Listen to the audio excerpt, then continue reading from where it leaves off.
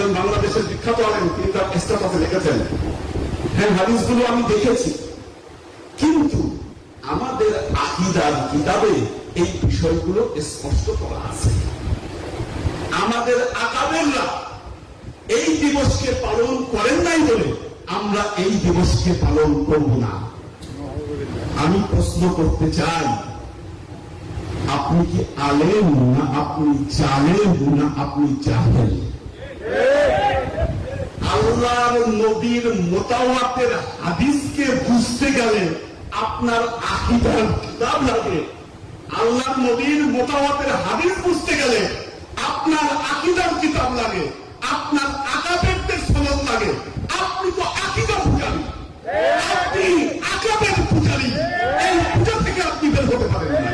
তাহলে যেখানে আল্লাহর নবীর সাফ সাফ হাদিস আছে, এটা দেখি আপনি বিশ্বাস করতেন যে না, এখানে যা বলা হয়েছে তা আমার ঈমানের অঙ্গ। আপনি বুঝতে পারছেন না কেন? তার কারণ হচ্ছে আপনি এই ভ্রান্ত থেকে, আকীদা পূজা থেকে আপনি বের হতে পারেন না। দেখুন, নতুন আরেক ফিতনা এখন বলতেছে ঈদে গাদিরে খুন পালন করছে। এই দিন তো উসমান জুন্নুরাইনের শাহাদত দিবস। এই শাহাদত দিবসকে নষ্ট করার জন্য এখন নাকি যারা আলেমের প্রেমিক তারা নাকি গাদিরে খুন পালন করে। আচ্ছা দেখেন, আমাদের ভেতরে কিছু মিথ্যা তথ্য আছে। কেমন? ঈদে মিলাদুন নবী পালন বন্ধ করার জন্য একটা কথা বলে, আল্লাহর নবীর জন্মদিনও 12 রবিউল আউয়াল, আল্লাহর নবীর ওফাত দিবসও 12 রবিউল আউয়াল। এই তথ্য কিন্তু ভুল তথ্য। কেন? কেন? আখেরে চাহার সাম্বা, আখেরে চাহার সাম্বা কবে পালন করেন? সফর মাসের শেষ বুধবার। তার মানে আর বুধবার আসে না।